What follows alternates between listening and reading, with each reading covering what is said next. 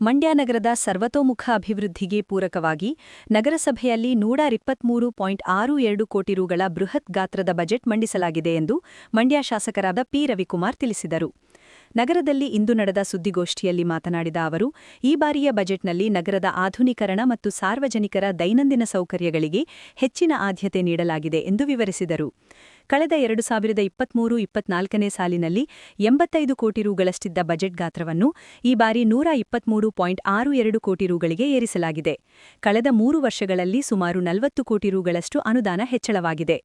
ಮಂಡ್ಯ ನಗರದ ಪ್ರಮುಖ 3 ಸರ್ಕಲ್ಗಳನ್ನು ಹಾಗೂ ಕೆಂಪೇಗೌಡ ರಸ್ತೆ ಮತ್ತು ಅಂಬೇಡ್ಕರ್ ರಸ್ತೆ ಮಧ್ಯದ ಸರ್ಕಲ್ ಅನ್ನು ವಿದೇಶಿ ಮಾದರಿಯಲ್ಲಿ ಅಭಿವೃದ್ಧಿಪಡಿಸಲಾಗುವುದು. ವಿವಿ ರಸ್ತೆಯನ್ನು ವ್ಯಾಪಾರಿಗಳ ಮತ್ತು ಪಾದಚಾರಿಗಳ ಅನುಕೂಲಕ್ಕಾಗಿ ವಾಹನ ಮುಕ್ತ ವಲಯವನ್ನಾಗಿ ಮಾಡಲು ನಿರ್ಧರಿಸಲಾಗಿದೆ. ನಗರದ 23 ವಾರ್ಡ್ಗಳಿಗೆ 24 ಗಂಟೆಗಳ ಕಾಲ ಕಾವೇರಿ ಕುಡಿಯುವ ನೀರು ಪೂರೈಸಲು 140 ಕೋಟಿ ರುಗಳ ಯೋಜನೆಯ ಡಿಪಿಆರ್ ಸಿದ್ಧಪಡಿಸಲು 75 ಲಕ್ಷ ರು ಮೀಸಲಿಡಲಾಗಿದೆ.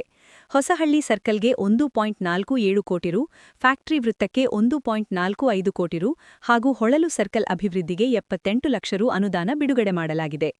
1 ಮತ್ತು 2ನೇ ವಾರ್ಡ್ಗಳ ತಡೆಗೋಡೆ ನಿರ್ಮಾಣಕ್ಕೆ 10 ಕೋಟಿ ರು, ಕಲ್ಲಹಳ್ಳಿ ಸ್ಮಶಾನದಲ್ಲಿ 4 ಕೋಟಿ ರು ವೆಚ್ಚದಲ್ಲಿ ವಿದ್ಯುತ್ ಚಿತಾಗಾರ ನಿರ್ಮಾಣ, ಅರ್ಕೇಶ್ವರ ದೇವಸ್ಥಾನದ ಸೇತುವೆ ಮತ್ತು 4ನೇ ವಾರ್ಡಿನ ಸೇತುವೆ ಅಗಲೀಕರಣಕ್ಕೆ ತಲಾ 5 ಕೋಟಿ ರು ಬಿಡುಗಡೆ. ನಗರದ ಪ್ರಮುಖ ರಸ್ತೆಯಲ್ಲಿ 2 ಕೋಟಿ ರು ವೆಚ್ಚದಲ್ಲಿ ನಾಡಪ್ರಭು ಕೆಂಪೇಗೌಡರ ಪ್ರತಿಮೆಯನ್ನು ಸ್ಥಾಪಿಸಲಾಗುವುದು. ಅಯೋಧ್ಯೆಯ ರಾಮಮಂದಿರದ ವಿಗ್ರಹ ಕೆತ್ತಿದ ಖ್ಯಾತ ಶಿಲ್ಪಿ ಅರುಣ್ ಯೋಗಿರಾಜ್ ಅವರು ಈ ಪ್ರತಿಮೆಯನ್ನು ನಿರ್ಮಿಸಿಕೊಡಲಿದ್ದಾರೆ ಎಂದು ಶಾಸಕರು ಇದೇ ಸಂದರ್ಭದಲ್ಲಿ ಮಾಹಿತಿ ನೀಡಿದರು. ಮಂಡ್ಯ ನಗರವನ್ನು ರಾಜ್ಯದಲ್ಲೇ ಮಾದರಿ ನಗರವನ್ನಾಗಿ ಮಾಡಲು ಸಾರ್ವಜನಿಕರು ಮತ್ತು ವ್ಯಾಪಾರಿಗಳ ಸಹಕಾರ ಅಗತ್ಯ ಎಂದು ರವಿಕುಮಾರ್ ಮನವಿ ಮಾಡಿದರು. ಒಂದು ಮುಖ್ಯವಾಗಿ ಇವತ್ತು ನಗರಸಭೆಯ ಒಂದು ಜನಪ್ರಿಯ ಬಜೆಟನ್ನು ಆಡಳಿತಾಧಿಕಾರಿಗಳಾದ DC ಅವರು ಘೋಷಣೆ ಮಾಡಿದ್ದಾರೆ. ಇದರಲ್ಲಿ ಹಲವಾರು ಮಂಡ್ಯ ನಗರಕ್ಕೆ ಹಲವಾರು ಯೋಜನೆಗಳನ್ನು ಅವರು ಇವತ್ತು ಘೋಷಣೆ ಮಾಡಿದ್ದಾರೆ. ನಿಮಗೆ ಒಂದು ಪ್ರಮುಖವಾಗಿ ಹೇಳಬೇಕಂದ್ರೆ 2023-24ಕ್ಕೆ 85 ಕೋಟಿ ರೂಪಾಯಿ ಬಜೆಟ್ ಗಾತ್ರ ಇತ್ತು ನಗರಸಭೆ. ಅಂದರೆ ನಮ್ಮ ಕಾಂಗ್ರೆಸ್ ನೇತೃತ್ವದ ಸರ್ಕಾರ ಬರೋದಕ್ಕಿಂತ ಮುಂಚೆ 85 ಕೋಟಿ ರೂಪಾಯಿನ ಗಾತ್ರ ಇತ್ತು. ಇವತ್ತು 26-27ಕ್ಕೆ 123.62 ಕೋಟಿ ರೂಪಾಯಿನ ಬಜೆಟನ್ನು ಘೋಷಣೆ ಮಾಡಿದ್ವಿ. ಅಂದರೆ 123.62 ಅಂದರೆ 40 ಕೋಟಿ ರೂಪಾಯಿ ಈ 3 ವರ್ಷದಲ್ಲಿ ಜಾಸ್ತಿ ಬಜೆಟ್ನ ಗಾತ್ರ ಜಾಸ್ತಿ ಆಗಿರೋದು ಕಾಂಗ್ರೆಸ್ ಸರ್ಕಾರ ಬಂದ ನಂತರ. ಮಂಡ್ಯ ನಗರದ ಅಭಿವೃದ್ಧಿಗೆ ಹಲವಾರು ಅನುದಾನಗಳನ್ನು ಕೊಟ್ಟಿರೋದಕ್ಕೆ ಇದಕ್ಕೆ ನಿಮಗೆ ಸಾಕ್ಷಿ ಆಗ್ತದೆ. ಮಂಡ್ಯ ನಗರ ಅಭಿವೃದ್ಧಿ ಹತ್ರ ಹೋಗ್ತಾ ಇದೆ ಅನ್ನೋದಕ್ಕೆ 85 ಕೋಟಿ 23ರಲ್ಲಿತ್ತು BJP ಸರ್ಕಾರ ಇದ್ದಂಥ ಸಂದರ್ಭದಲ್ಲಿ. ಈಗ ನಮ್ಮ ಕಾಂಗ್ರೆಸ್ ಸರ್ಕಾರ ಬಂದ ನಂತರ ನಾವು ಸ್ಥಳೀಯ ಸರ್ಕಾರ ಯಾವುದೇ ಇರಲಿ, ಅದು ಜನತಾದಳದವ್ರು ಇದ್ದರು, ಇಲ್ಲಿವರೆಗೂ ಜನತಾದಳದವ್ರು ಇದ್ದರು, ಅದನ್ನು ನಾವು ಗಣನೆಗೆ ತಗೊಂಡು ಅವ್ರಿಗೂ ನಾವು ಬೆಂಬಲವಾಗಿ ನಿಂತು 123 ಕೋಟಿಯ ಬಜೆಟನ್ನು ಮಾಡಿದ್ದೀವಿ. ಅಂದರೆ ಇದೊಂದು ಭಾಳ ಹೆಗ್ಗಳಿಕೆ, ಮಂಡ್ಯ ನಗರದ ನಗರಸಭೆ ಹೆಗ್ಗಳಿಕೆ ಅಂದರೆ ತಪ್ಪಾಗಲ್ಲ. ಇವತ್ತು ಮಂಡ್ಯ ನಗರದ ಪ್ರಮುಖವಾಗಿ 3 ಸರ್ಕಲ್ಗಳನ್ನು ವಿದೇಶಿ ಮಾದರಿಯಲ್ಲಿ ಮತ್ತು ವಿವಿ ರಸ್ತೆ ಏನಿದೆ ಅದನ್ನು ವೆಹಿಕಲ್ ಫ್ರೀ ಝೋನ್ ಮಾಡಬೇಕು ಅಂತೇಳಿ ತೀರ್ಮಾನ ಮಾಡಿದ್ದೀವಿ. ಅಲ್ಲಿ ವ್ಯಾಪಾರಸ್ಥರಿಗೆ ಅನುಕೂಲ ಮಾಡಿಕೊಡ್ಬೇಕು, ಅದನ್ನು ವಿದೇಶಿ ಮಾದರಿಯಲ್ಲಿ ಇಂಪ್ರೂವ್ಮೆಂಟ್ ಮಾಡಬೇಕು. ಅಲ್ಲಿ ವೆಹಿಕಲನ್ನು ಓಡಾಡ್ದಂಗೆ ನಿಷೇಧ ಮಾಡಿ ಬರೀ ವ್ಯಾಪಾರಸ್ಥರು ಪಾದಚಾರಿಗೆ ಏನೇನು ಬೇಕು ಅನ್ನೋದನ್ನು ನೆಕ್ಸ್ಟ್ ರೂಪರೇಷೆಗಳನ್ನು ವಿಡಿಯೋ ಬಿಡುಗಡೆ ಮಾಡ್ತೀವಿ. ಅಲ್ಲೇ ಏನು ವಿಶ್ರಾಂತಿ ಪಡೆಯುವಂಥ ಚೇರ್ಗಳು ಹಾಕ್ತೀವಿ. ಬರೀ ಸೈಕಲ್ ಮಾತ್ರ ಓಡಾಡ್ಬೋದು. ಈ ಅಡ್ಡ ರಸ್ತೆಗಳಲ್ಲಿ ಇದಕ್ಕೆ ಆಗು ಹೋಗುಗಳಿಗೆ ಶೀಘ್ರದಲ್ಲೇ ವ್ಯಾಪಾರಸ್ಥರ ಮತ್ತು ಸಾರ್ವಜನಿಕರ ಸಭೆಯನ್ನು ಕರೆದು ಅವರಿಗೆ ಯಾವ ರೀತಿ ನಾವು ಮಾಡೋರಿದ್ದೀವಿ, ಹೇಗೆ ಮಂಡ್ಯ ನಗರಕ್ಕೆ ಒಂದು ಹೊಸ ರೂಪ ಕೊಡ್ತೀವಿ, ಅದಕ್ಕೆ ಅವರ ಬೆಂಬಲ ಅವಶ್ಯಕತೆ ಇದೆ.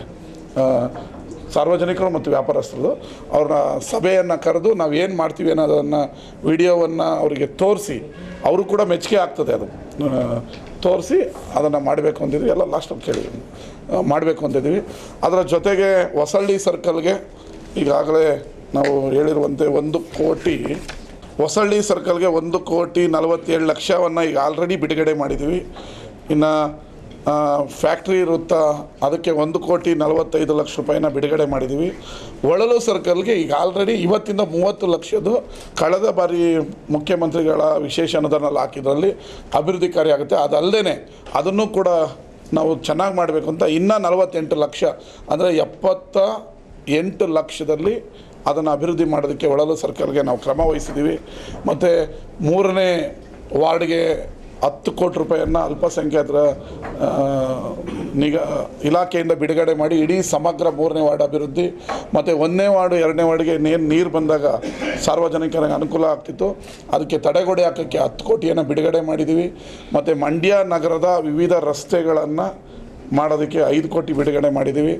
ಅದಲ್ಲದೆ ಮುಖ್ಯಮಂತ್ರಿಗಳ ವಿಶೇಷ ಅನುದಾನದಿಂದ ಕೆಂಪೇಗೌಡ ರಸ್ತೆ ಏನು ಹೊಸ್ದಾಗಿ ಮಾಡಿದ್ವಲ್ಲ ನಾವು, ಅದು ಮುಂದುವರೆದಕ್ಕೆ 3 ಕೋಟಿ ಪ್ಲಸ್ ಬಿಸಿಲು ಮಾರಮ್ಮದಿಂದ ಆದರ್ಶ ಸ್ಕೂಲ್ ಮುಂದೆದಕ್ಕೆ 4.25 ಕೋಟಿಯನ್ನು ಮುಖ್ಯಮಂತ್ರಿಗಳ ವಿಶೇಷ ಅನುದಾನದಿಂದ ಬಿಡುಗಡೆ ಮಾಡಿದ್ದೀವಿ. ಈ ಬಾರಿ ನಗರಸಭೆಯಲ್ಲಿ 11.5 ಕೋಟಿ ರೂಪಾಯಿಯನ್ನು ವಿವಿಧ ಕಾಮಗಾರಿಗಳನ್ನು ತಗೊಳ್ಳೋದಕ್ಕೆ ಈ ವರ್ಷ 26-27 ಎತ್ತಿಟ್ಟಿದ್ದಾರೆ. ಅದರಲ್ಲೂ ಕೂಡ ಪಾರ್ಕ್ಗಳನ್ನು ಮತ್ತು ವಿವಿಧ ರಸ್ತೆಗಳನ್ನು ಮಾಡೋದಕ್ಕೆ ರೆಡಿ ಇದ್ದೀವಿ. ಇದರ ಇನ್ನೊಂದು ಮುಖ್ಯವಾದ ವಿಚಾರ ಅಂತ ಹೇಳಿದ್ರೆ 12 ವಾರ್ಡ್ಗೆ ಕಾವೇರಿಯ ಕುಡಿಯೋ ನೀರು 24 ಗಂಟೆ ಬರ್ತಾಯಿದೆ. ಈಗ ಇನ್ನು 23 ವಾರ್ಡ್ಗೂ ಕಾವೇರಿ ಕುಡಿಯೋ ನೀರನ್ನು ಕೊಡಬೇಕು ಅಂತೇಳಿ ಕ್ರಮ ವಹಿಸಿ ಅದಕ್ಕೆ DPR ಮಾಡೋದಕ್ಕೆ 75 ಲಕ್ಷ ಬೇಕಾಗಿದೆ. ಅದನ್ನು ನಾವು ಇದರಲ್ಲಿ ನಗರಸಭೆಯಲ್ಲಿ ಎತ್ತಿಟ್ಟಿದ್ದೀವಿ. ಅದಕ್ಕೆ ಸರ್ಕಾರದಿಂದ 140 ಕೋಟಿ ರೂಪಾಯಿ ಬೇಕಾಗುತ್ತೆ ಅಂತ ಅಂದಾಜಿಸಲಾಗಿದೆ. DPR ರೆಡಿಯಾದ ನಂತರ ಸರ್ಕಾರದಿಂದ 140 ಕೋಟಿಯನ್ನು ಬಿಡುಗಡೆ ಮಾಡಿಸಿ ಇಡೀ 23 ವಾರ್ಡ್ ಉಳಿದ 23 ವಾರ್ಡಿಗೂ 24 ಅವರ್ ಕುಡಿಯೋ ನೀರನ್ನು ಕೊಡೋದಕ್ಕೆ ನಾವು ರೆಡಿ ಇದ್ದೀವಿ.